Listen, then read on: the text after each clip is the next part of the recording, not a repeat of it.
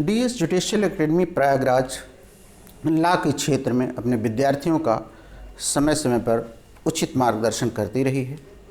उसी क्षेत्र में हम आपको आज बिहार एपीओ मेंस में किस तरीके से भारतीय दंड संहिता के समस्या का उत्तर लिखेंगे आज हम बताने जा रहे हैं। इंडियन पेनल कोड 150 नंबर का बिहार में है। 150 नंबर में आपको किस तरीके से 30 नंबर की जो समस्या आएगी उस 30 नंबर में आपको 25 से 26 नंबर कैसे मिलेंगे हम आपको बताने जा रहे हैं। इनको आप ध्यान से सुनिए। आईपीसी में जो भी प्रॉब्लम्स आती हैं, चाहे बिहार एपीओ हो, चाहे यूपी सिविल जज हो, बिहार झारखंड में हो या कहीं भी जो आती हैं, उसका बेस है, एक तो दृष्टांत बेस होता है, जो दृष्टांत देते हैं उस पर होता है। दूसरा किसी केस के वो फैक्ट रहते हैं, केसों के तथ्य रहते हैं, उस पर आधारित होता है। और या तो फिर अपना एग्जामिनर किसी समस्या पर बना करके दे देता है, पुराने पेपर से उठा करके पूरा का पूरा दे देते हैं।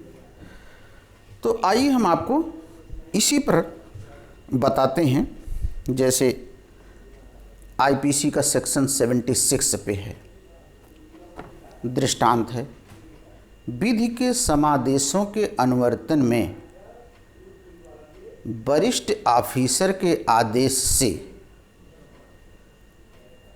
एक सिपाही एक शांतिपूर्ण भीड़ पर गोली चलाता है,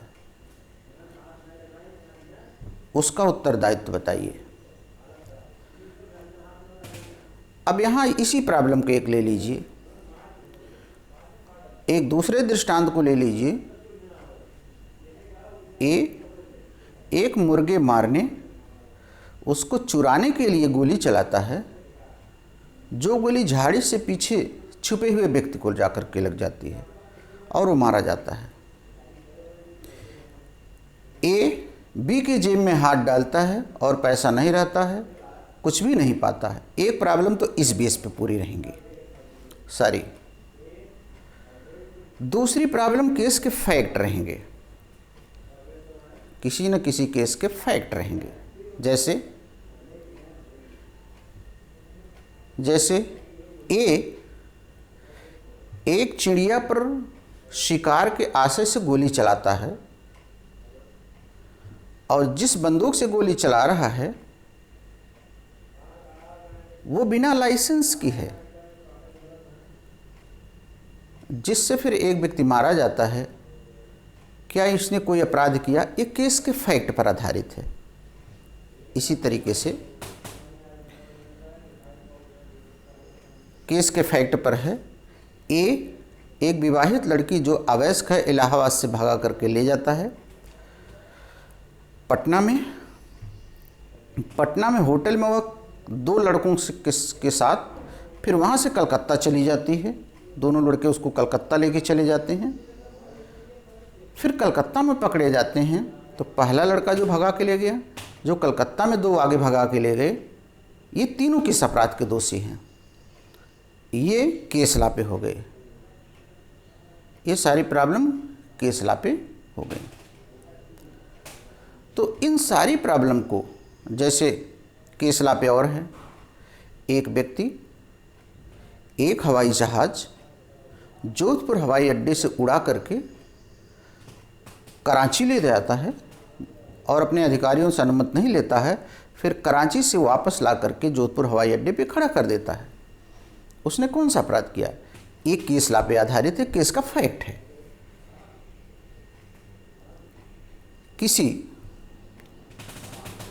मृत शरीर के साथ सेक्सुअल इंटरकोर्स करना, किसी मृत शरीर को चुरा ले जाना, ये सारे प्रॉब्लम्स आपकी आती हैं। आइए हम एक एक प्रॉब्लम लिखने का तरीका आपको बताते हैं।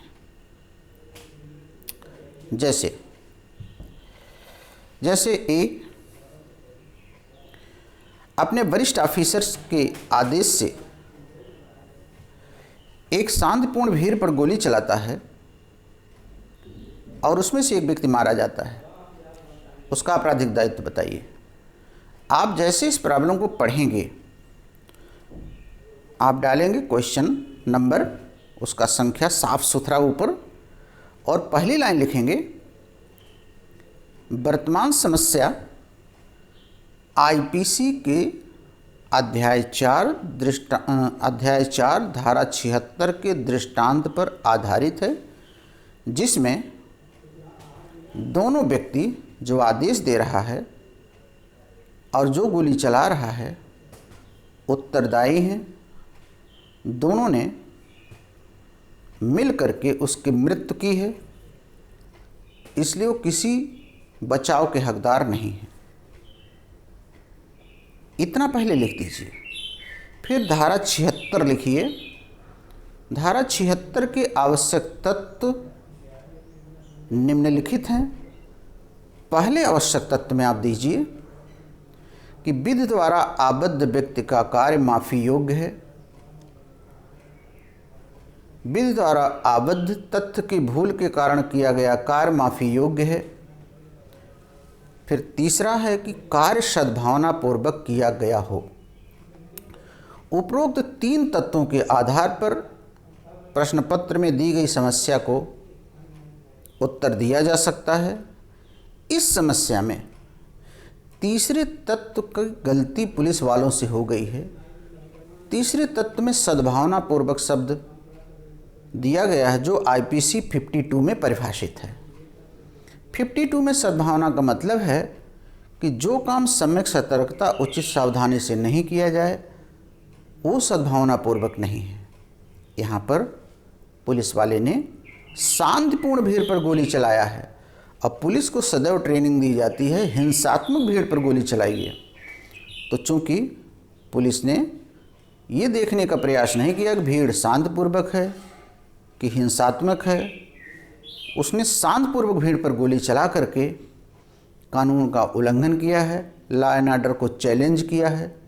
अतः जिस व्यक्ति ने ऐसा कहा है चलाने के लिए, वह अबेटमेंट के लिए, और जिसने गोली चलाई है वह वास्तविक अपराध के लिए, यानी वह हत्या के लिए, और पहला व्यक्ति हत्या के दुष्प्रेरण के लिए दोषी होगा, और दोनों व्यक्ति उस मृत्यु के लिए उत्तरदायी होंगे। अगर वहीं उपस्थित है तो आईपीसी की धारा 114 के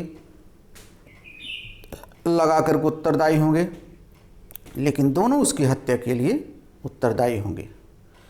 ये चीज़ आपको यहाँ पर बताना पड़ेगा।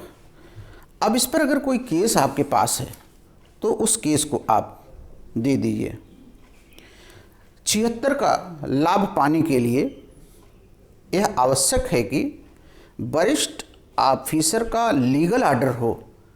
अगर लीगल ऑर्डर है तभी पुलिस गोली जो चलाई लाभ होगा। शांतिपूर्ण भीड़ पर गोली चलाने के लिए कहा है, अतः इसमें पुलिस वाला कोई बचाव नहीं पाएगा, जैसा कि चरण दास नारायण सिंह बनाम स्टेट में कहा गया है। तो इस तरीके से इस प्रॉब्लम का उत्तर आप दे देंगे।